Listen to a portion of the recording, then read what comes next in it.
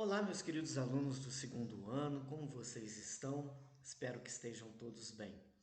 O tema da nossa aula nessa semana, expresso já no livro, que a gente colocou o conteúdo lá, é sobre a questão das virtudes, a teoria das virtudes na Idade Média.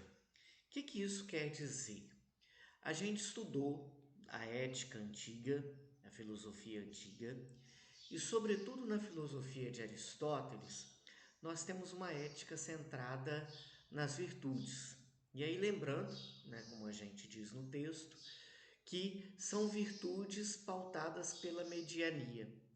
Tanto que a prudência ela é considerada a maior das virtudes, porque ela condiciona todas as outras.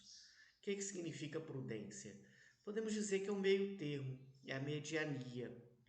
E isso significa que em todas as nossas ações, ou no que move as nossas ações, nós temos o vício pela falta e o vício pelo excesso.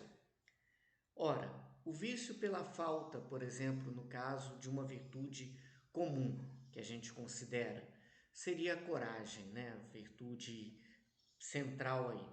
O vício pela falta, né, quando a gente fala da coragem, obviamente é o medo.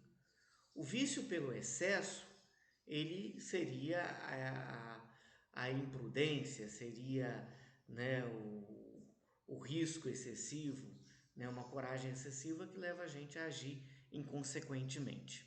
Pois bem, nesse sentido, nós temos, depois da Idade Antiga, passando por aquele processo todo do helenismo, mas nós chegamos na Idade Média, que nós temos estudado, né, do ponto de vista do conhecimento. Ora, o que é central na filosofia medieval? É o que eu chamo da confluência do pensamento grego, filosófico grego, com a teologia ou com a doutrina judeu-cristã. Eu falo sempre judeu-cristã, mas o que toca tudo isso de fato é o cristianismo. Mas o cristianismo é herdeiro de muitas ideias do judaísmo. Então a gente não pode esquecer a importância do judaísmo também nesse processo. Mas acontece um fenômeno com esse encontro que é uma interiorização das questões éticas. E aí nós temos, a partir desse momento, toda uma questão, né, de uma visão entre a relação do indivíduo com Deus. A polis, a cidade grega, as virtudes, né, do controle grego das coisas, né? E da cidade, da minha postura política, isso perde o valor e o que passa a valer é a questão do relacionamento do homem e Deus.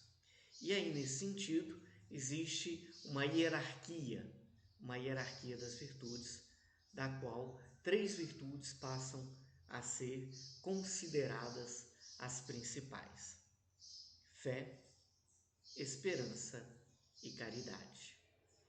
E aí nós temos, quem quiser ler, né, tem todo um texto muito bonito na 1 Coríntios 13, no final do capítulo, é o hino ao amor ou à caridade, se a gente quiser, e que Paulo fala dessas três virtudes. A partir daí se constrói toda uma questão das virtudes cardeais, das outras virtudes que o ser humano deve ter na sua vida. E é interessante que, né, nesse ponto, qual o principal objetivo, né, os principais objetivos, se a gente for comparar na filosofia grega e se for comparar na filosofia cristã. O principal objetivo na filosofia grega é o alcance da felicidade entendida como autorrealização humana. Não é simplesmente alegria, felicidade plena. No caso medieval, o objetivo, obviamente, é aquele objetivo que está presente dentro da perspectiva cristã, que é a salvação. Ok? Então, guardem isso. Isso é útil para a gente até discutir no nosso fórum. Ok? Um grande abraço. Qualquer dúvida, nós estaremos disponíveis. Né? Eu estarei disponível no chat né, no nosso webconferência que a gente tem marcado, deixado toda semana aqui na nossa timeline. Tá ok? Um grande abraço a todos, né, e que Deus nos abençoe.